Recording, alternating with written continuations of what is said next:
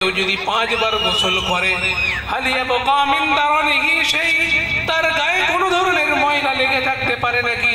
সাহাবীদেরকে আল্লাহর নবী প্রশ্ন করলেন যে সাহাবী তোমরাই বলো, একটা মানুষ যদি 5 বার গোসল করে তার গায়ে কোনো ধরনের ময়লা লেগে থাকতে পারে নাকি? সাহাবীরা উত্তর দিলেন লা বাকা মিন দারানিহি সেই। হে আল্লাহর রাসূল, হে আমার নবী, তার গায়েতে কোনো ধরনের ময়লা থাকতে পারে না। কেন আমরা একবার গোসল করার পরে আমাদের গাটা এত সুন্দর লাগছে, এত চকচক করছে, আমাদের মুখগুলো এত সুন্দর লাগছে। কোনো মানুষ যদি 5 বার গোসল করে তার গায়েতে এক ফোঁটা ময়লা লেগে থাকতে পারে না। নবীজি বললেন ফাযালিকা মিসলু সালাতিল খামস ইয়ামহুল্লাহু বিহিল খাতায়া। আল্লাহ রাব্বুল আলামিন এইভাবে মানুষকে সমস্ত গুনাহ থেকে ধুয়ে মুছে সাফ করে দেয়, সেইটাই হলো 5 ওয়াক্তের নামাজ। সুবহানাল্লাহ, এটাই হচ্ছে আমাদের নামাজ। নামাজ পড়লে আপনার গুনাহ ধুয়ে যাবে, আপনার মস্তিষ্ক ভালো থাকবে, সায়েন্টিফিক ভাবে আপনার ব্রেনে রক্ত সুন্দরভাবে পৌঁছাবে, আপনার পিঠের ব্যথা থাকবে না, আপনার কোমরে ব্যথা থাকবে না। আল্লাহর নবীর প্রত্যেকটা কথা বিজ্ঞানের সঙ্গে প্রমাণিত হয়ে যায়। নামাজকে আল্লাহর নবী এতটাই প্রাধান্য দিয়েছেন, তিনি যখন দুনিয়া ছেড়ে চলে যাবেন শেষ টাইমে ও সাহাবীদেরকে ডাকলেন যে আমার কাছে আসো। সাহাবীরা এলেন, তিনি বললেন যে আমার কাঁধটাকে একবার ধরে মসজিদে নববীর দিকে আমার মুখটাকে একবার করিয়ে দাও, আমি যেন শেষ টাইমে শেষ ছবি শেষ ফটোগ্রাফি আমার চোখের যেন এটাই থাকে যে মানুষ নামাজ পড়ছে আমি দেখে এই দুনিয়া ছাড়ছি। আল্লাহর নবী বলছেন আসসালাতু আইনুল বারদ, নামাজ হচ্ছে আমার চোখের শীতলতা, আমার চোখ ঠান্ডা হয়ে যায়। নামাজ যদি আমি কাউকে পড়তে দেখি তাহলে আমার চোখ ঠান্ডা হয়ে যায়, আমি মনে প্রশান্তি লাভ করি, আমার হৃদয় আনন্দে ভরে যায়। কিন্তু সেই নামাজ আমরা কেমন ভাবে আদায় করছি, কতটা পরিমাণে পড়ছি আমাদের কিন্তু জানা নাই। কিন্তু আমরা যেহেতু বুঝতে পারছি যে আমার একদিনের সপ্তাহে যদি আমি একদিন কাজে যাই, একদিনের ইনকাম নিয়ে গোটা সপ্তাহ আমার চলে না, সেই রকম শুধুমাত্র জুমার দিনে যে নামাজ পড়লে আমি কিভাবে জান্নাতে যেতে পারি, এই পরীক্ষাটা আমরা নিজেরা দিতে পারবো। যেহেতু আমার একদিনের ইনকাম পুরো সপ্তাহ চলে না, তাহলে একদিন নামাজ পড়লে আমি ওইভাবে জান্নাতে কখনোই যেতে পারবো না। বোঝার টাইম এসেছে, একটু টাইম দিন। এইভাবে দেখতে দেখতে আপনি দুনিয়ার মুখ ছেড়ে আপনি কবরে চলে যাবেন, কিন্তু দেখবেন যে আল্লাহ আমাকে যার জন্য পাঠিয়েছিল আমি কিন্তু সেটাই করতে পারিনি। অনেকের আবার ধারণা রয়েছে যে আমি মুসলমান মানে আমি জান্নাতে যাব। এই কথা অনেকেই মনে করে যে আমি মুসলমান বলে আমি জান্নাতে যাব। এই সমস্ত ভ্রান্ত ধারণা আজ থেকেই মাথা থেকে নামিয়ে দিতে হবে। আমি মুসলমান, আমার বাপ মুসলমান ছিল বলে আমি মুসলমান হয়েছি, সেই জন্য আমি জান্নাতে যাব, ব্যাপারটা এমন নয়। আল্লাহ কোরআনে কারিমে এই ধরনের প্রশ্নের জবাব তিনি দিয়েছেন। তিনি বলেছেন আহাসিবান নাস আইয়ুতরাকু আইয়াকুলু আমান্না ওয়া হুম লা ইফতানুন। মানুষ কি এটা মনে করছে যে তাকে আমি পরীক্ষা নেব না, সে এমনি জান্নাতে চলে যাবে? কারোর পিতা মুসলমান, আমি তার ছেলে মুসলমান জান্নাতে যাব, এটা অসম্ভব, হতেই পারে না। কেন হতে পারে না আপনারা বুঝুন। আজ থেকে 5 বছর আগে আপনি একটা ব্যাংকের অ্যাকাউন্ট তৈরি করেছেন, একটা অ্যাকাউন্ট ক্রিয়েট করেছেন 5 বছর আগে। সেখানে না ডিপোজিট হয়েছে না উইথড্রল হয়েছে, টাকা ফেলাও হয়নি, টাকা তোলাও হয়নি। তাহলে আজকে 2025 আপনি গেছেন যে আমার কি ব্যালেন্স ছিল সেই টাকাটা আমি তুলবো, উঠবে বলে মনে হয়? বা আমি আজকে টাকা ফেলবো, টাকা ফেলতে পারবেন বলে মনে হয়? হবে না। কেন? আমি মুসলমান, আমার বাপ মুসলমান ছিল, এইটুকুন পরিচয় নিয়ে জান্নাতে যাওয়া যাবে না। আপনার অন্তরের মধ্যে ঈমানই প্রবেশ করেনি। কোরআনে কারীমে আল্লাহ রাব্বুল আলামিন বলছেন ওয়ালাম্মা ইয়াদখুলুল ঈমানু ফি কুলুবিকুম, তাদের অন্তরের মধ্যে কি ঢোকেনি? ঈমানটাই ঢোকেনি। কিন্তু সে মনে করেছে যে আমি তো একদিন না একদিন ঠিক জান্নাতে চলে যাব। না, আপনাকে কর্ম করতে হবে। ফ্রিতে কোনো কিছুই হয় না, কোনো টাকা ইনকামও করা যায় না, আর নিজের জীবনের সাকসেস হওয়া যায় না। নিজেকে কষ্ট করতে হবে, নিজেকে অনেক পরিশ্রম করতে হবে। সামান্য আপনি একদিনের ভাত জোগাড় করতে গেলে কত চিন্তা করতে হয় যে আজকে মাংসের দাম এত বেড়েছে, আজকে অমুকের জিনিসের দাম এত বেড়েছে। কত চিন্তা ভাবনা করে ব্যালেন্স করে টাকা পয়সা খরচা করতে হয়, কিন্তু আমরা এই দিকটা বুঝতে পারছি না। সেই জন্য আমাদেরকে চিন্তা করতে হবে যে আমাদের এই দুর্বল ঈমানকে কি করতে হবে? চাঙ্গা করতে হবে। এই চাঙ্গা করার জন্য কি করতে হবে? আল্লাহর ইবাদতে মনোযোগ দিতে হবে। আল্লাহ রাব্বুল আলামিন কোরআনে কারীমের মধ্যে আবার ঘোষণা করেছেন ওয়াইদা তুলিয়াত আলাইহিম আয়াতুহু, যখন আমার আয়াতকে তিলাওয়াত করে, যখন আমার কোরআনকে তোমরা পড়বে, যখন আমার কোরআনের উপরে তোমরা গবেষণা করবে, যাদাতুহুম ঈমানা, তোমাদের ঈমানটা আস্তে আস্তে বাড়বে, তোমাদের ঈমানের মধ্যে সুন্দরভাবে আরো রোশনি তৈরি হবে এবং তোমাদের ঈমানটা আরো পিওর হয়ে যাবে। তাহলে আমাদেরকে কি করতে হবে? কোরআনের তিলাওয়াত করতে হবে আর নামাজের প্রতি আমাদেরকে মনোযোগ দিতে হবে।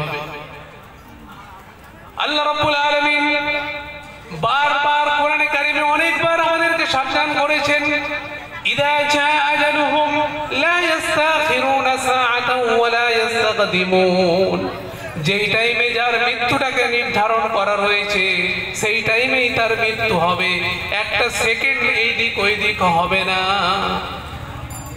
আমাদের মধ্যে অনেকে মনে করেন না যে পেশেন্টটাকে যদি এইখান থেকে কলকাতায় রেফার করা হয় বেঁচে যাবে বা বেঁচে যেত, অমুক করলে তমুক হতো, মানুষ মারা যাবার পর অনেক কিছু মনে হতো যে এইটা লাগিয়ে দিলে মনে হচ্ছে বেঁচে যেত। না, আপনার রিজিক যতদিন এই পৃথিবীতে ছিল ততদিন আপনি খাওয়া দাওয়া পান করে নিয়েছেন, আপনার যাবার টিকিট হয়ে গেছে। পৃথিবীটা কেমন আপনাকে আমি বুঝাচ্ছি। পৃথিবীটা কেমন? পৃথিবীটা হচ্ছে একটা গেস্ট রুমের মতো। আপনি বেড়াতে গেছেন, ধরুন দীঘা, দার্জিলিং, যেখানে বেড়াতে গেছেন, আপনি রুম নিলেন যে অমুক টাইমে চেক ইন আর অমুক টাইমে চেক আউট। যখন আপনার টাইম শেষ হয়ে যাবে আপনাকে কিন্তু রিসেপশন থেকে কল করা হবে যে স্যার রুমটাকে ছেড়ে দিতে হবে। পৃথিবীটা এর থেকে বড় কিছু বলে আমার অন্তত মনে হয় না। এর থেকে বড় কিছু নেই। আমরা তো জানি না কখন মারা যাব, সেই জন্যই আমাদের কাছে বিরাট কিছু লাগছে। এই পৃথিবীটা আরো কেমন আপনাদেরকে আরো আমি বলি। একটা ক্ষুধার্ত মানুষ, সে 3 দিন খাওয়া দাওয়া করেনি, কোনো খাবারই পায়নি, না যে কোনো কারণে আটকে গেছিল, টাকা পয়সা ছিল না। তো তাকে প্রথমে 1 প্লেট বিরিয়ানি দেওয়া হলো। বিরিয়ানি দেওয়ার সাথে সাথে দেখবেন খুব তাড়াতাড়ি সেই বিরিয়ানিটাকে খেয়ে ফেলেছে। আবার দ্বিতীয় প্লেট দেওয়া হবে, তৃতীয় প্লেটটাকেও দেখবেন ওইটাকেও শেষ করে দেবে। তার কারণ হচ্ছে সে ক্ষুধার্ত, 3 দিন খাওয়া দাওয়া নেই। 3 নম্বর প্লেটটা যখন সে খাওয়া দাওয়া করবে দেখবেন তার গতিবেগ আগের তুলনায় বেড়ে গেছে না কমে গেছে? কি মনে হয়? কমে যাবে। কেন? সে অলরেডি 2 প্লেট খেয়ে নিয়েছে। 3 নম্বর প্লেট যখন যাচ্ছে তার শরীর এবং তার মনের মধ্যে একটা এনার্জি এসে গেছে। তাহলে 3 নম্বরটাকে কমপ্লিট করলো। 4 নম্বর প্লেটটা যখন আপনি নিয়ে আসবেন সুন্দর করে সাজিয়ে, সে বলবে ভাই আর পাচ্ছি না, এইবারে তুমি নিয়ে চলে যাও। ঠিক পৃথিবীটা এর থেকে বড় কিছু নয়। আমরা অনেক কিছু মনে করে আমাদের আখিরাতকে নষ্ট করছি। আমরা জানি না যে আজ রাত্রের ঘুমটা আমার সঠিক হবে কিনা, আমি ফিরে আসবো কিনা। কিন্তু কত মানুষ বলেছিল যে কাল থেকে রোজা রাখবো, কাল থেকে নামাজ পড়বো, কাল থেকে ভালো হয়ে যাব। এইরকম হাজারো লাখো যুবক, টাটকা মানুষ একদম, যাদের জোয়ানির তেজ অনেক, তারা কবরের মধ্যে পড়ে রয়েছে। তারা বুঝতে পারছে যে একটা সাজদা, একটা রাকাত নামাজ পড়ার কত মূল্য ছিল। আজ তারা কবরে গিয়ে বুঝতে পারছে, কিন্তু আমরা বেঁচে আছি, আমরা বুঝতে পারছি না। কেন আমাদের তো কোনো মালুমই হচ্ছে না আমরা যে মারা যাব এই কথাই মনে পড়ে না। মনে হবে কি করে? আমরা দুনিয়ার জালে জড়িয়ে রয়েছি। সব করতে হবে, দুনিয়াও করতে হবে, দিনও করতে হবে, আখিরাত করতে হবে, তবেই তো জীবন সাকসেস হবে। প্রত্যেকটা মানুষ এইভাবেই মারা যাবে। আর সঠিক আল্লাহর বান্দা হতে হবে। আমরা অনেকেই পরিচয় দিই যে আমরা আল্লাহর বান্দা। আল্লাহর বান্দা সত্যি কি? এইটাও কিন্তু আপনারা নিজেরা পরীক্ষা করুন। আল্লাহ রাব্বুল আলামিন কোরআনের কারীমের মধ্যে জানিয়েছেন, ওয়া ইবাদুর রহমান, আল্লাহর বান্দা হলো তারা আল্লাযীনা ইয়ামশুনা ফিল আরদি হাওনা, যারা জমিনের মধ্যে নম্রভাবে ভদ্রভাবে হাঁটা চলা করে। ওয়া ইযা খাতাবাহুমুল জাহিলুনা ক্বালু সালামা, যখন কোনো জাহিলের সঙ্গে, আনপাড় লোকের সঙ্গে কোনো ধরনের কথাবার্তা হয়, সে যখন তর্ক করতে চায়, কিন্তু আল্লাহর বান্দা যায় সে কখনোই তর্ক করবে না। والذين يبيتون لربهم سجدا وقياما, তারা কি করে? আল্লাহ তাআলার জিকিরে, নামাজে, কোরআন তিলাওয়াতে তারা রাতটাকে কাটিয়ে দেয়। তারাই হচ্ছে আল্লাহর বান্দা। এ কথা আমি বলছি না, এটা আল্লাহর কোরআন বলছে। কিন্তু আল্লাহর বান্দা তাদের মধ্যে অহংকার থাকবে না। তাই তো বলছি আল্লাযীনা ইয়ামশুনা ফিল আরদি হাওনা, তারা নম্রভাবে চলাফেরা করবে। কিন্তু এখন পরিস্থিতি এমন, আপনি আমাকে একটা ধাক্কা দিলে আপনাকে আমি কি করে দুটো ধাক্কা দেবো। এইটাই হয়ে গেছে আমাদের নম্রতা, এটাই আমাদের ভদ্রতা। তাহলে এই কোরআন বা এই ইসলাম আমাদের অন্তরে জায়গা নেবে কি করে?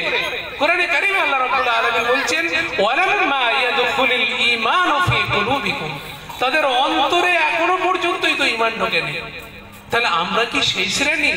আমরা কি সেই মানুষ শুধু মুখে দাবি করব কিন্তু আল্লাহর নেক বান্দা এখনো হতে পারবো না?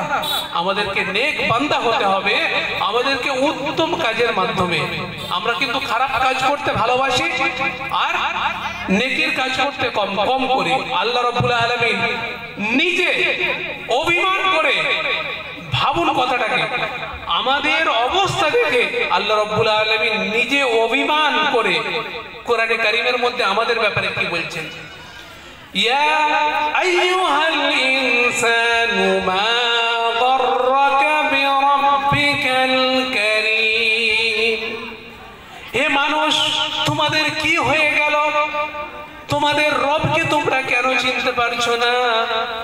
আমার ইবাদতের মাধ্যমে, আমার ইবাদতের মধ্যে কি এসে গেল যে তোমরা কেন আমাকে চিনতে পারছো না? আল্লাযী খালাকাকা ফাসাওয়াকা ফাআদালাক, আমি তোমাদেরকে তৈরি করেছি এবং কি ফাসাওয়াকা ফাআদালাক, যথার্থ যেটা দরকার ছিল আমি তেমন ভাবে তোমাদেরকে তৈরি করেছি। আমাদের যে রক্ত নালী রয়েছে জানেন, এই রক্ত নালী গোটা পৃথিবীকে 3বার প্যাঁচ দেওয়া যাবে। একটা ছোট্ট হেডফোনের তার যদি জড়িয়ে যায় তাকে ছাড়ানো মুশকিল হয়ে যায়। এই আমাদের ব্রেনে পর্দা রয়েছে, তার ভিতরে আল্লাহ রাব্বুল আলামিন রক্ত, অক্সিজেন সমস্ত কিছু প্রবেশ করাচ্ছে। কিন্তু আমরা বান্দারা প্রতিনিয়ত আল্লাহর অক্সিজেন নিচ্ছি, আল্লাহর রিজিক নিচ্ছি, আর আল্লাহকে বুড়া আঙুল দেখাচ্ছি। যখন নামাজের টাইম হচ্ছে, যখন কোনো ইবাদতের টাইম হচ্ছে, আমরা কি আল্লাহ তাআলাকে ভুলে যাচ্ছি। তাহলে এই যদি আমাদের আমল হয়, আমরা জান্নাতে যাওয়া তো দূরের কথা, জান্নাতের দরজার সামনেও দাঁড়াতে পারবো না যদি আল্লাহ ইহসান না করে। আমাদেরকে এমন কিছু করে নিয়ে যেতে হবে। খুব ভালো করে এই কথাটাও বুঝুন।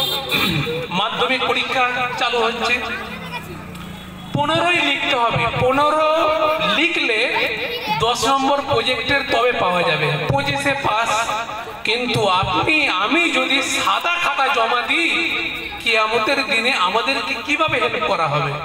আমাদেরকে ন্যূনতম তো কিছু নেক আমল করে যেতে হবে, তবে তো আমাদেরকে আল্লাহ রাব্বুল আলামিন ইহসান করে জান্নাত দেবেন। কিন্তু আমাদের সাদা খাতা যদি থেকে যায় তাহলে জান্নাতে যাওয়া ভারী পড়ে যাবে। জান্নাতে যাওয়ার জন্য কিয়ামতের দিন সমস্ত মুমিনদেরকে আল্লাহ রাব্বুল আলামিন আলাদা করে নেবেন। সমস্ত মুমিনদেরকে আলাদা করে নেওয়ার পর তাদেরকে জান্নাতের দরজা দেখানো হবে। দরজা দেখানোর পরে তাদেরকে বলা হবে যে তোমরা তোমাদের নবীর কাছে যাও। হযরত আদম আলাইহিস সালাতু ওয়াস সালামের কাছে যাওয়া হবে। তিনি বলবেন না না, এই কাজ আমার জন্য নয়, তুমি চলে যাও নূহ আলাইহিস সালাতু ওয়াস সালামের কাছে। তিনিও বলবেন আমি আল্লাহর সামনে যেতে পারবো না, চলে যাও ঈসা রূহুল্লাহর কাছে। ঈসা নবী বলবেন চলে যাও ইব্রাহিম নবীর কাছে।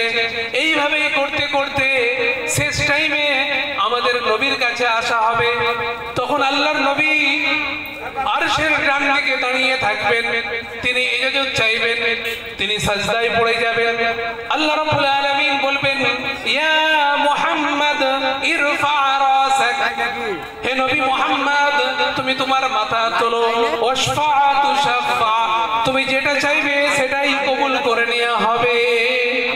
আল্লাহর নবী যেটা চাইবে সেটাই কবুল করে নেওয়া হবে।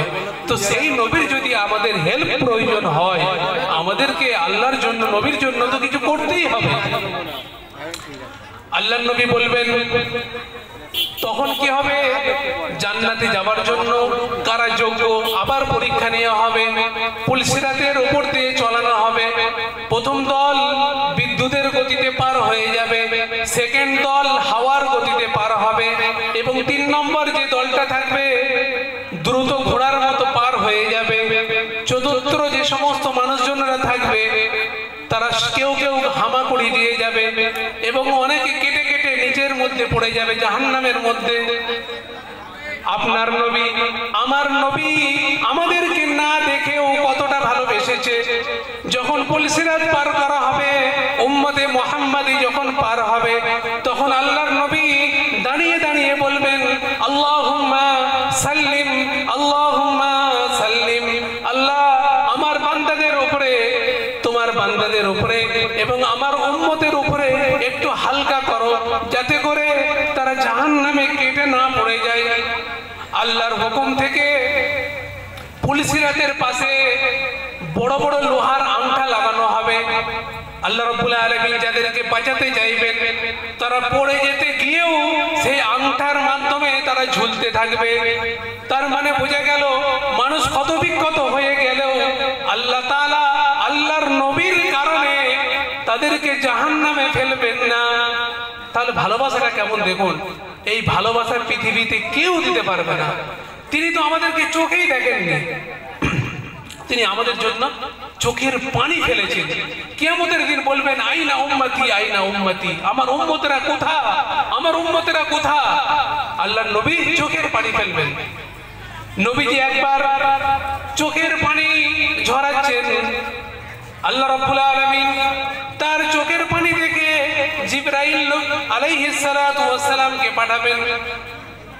ইযহাব ইলা মুহাম্মদ, ইয়া জিবরাইল ইযহাব ইলা মুহাম্মদ, জিবরাইল তুমি নবী মুহাম্মাদের কাছে চলে যাও। ফাকালা মা ইয়াবকিকা, এবং জিজ্ঞাসা করো যে আল্লাহর নবী কাঁদছে কেন। নবীজি বলবেন আমি আমার উম্মতের জন্য অনেক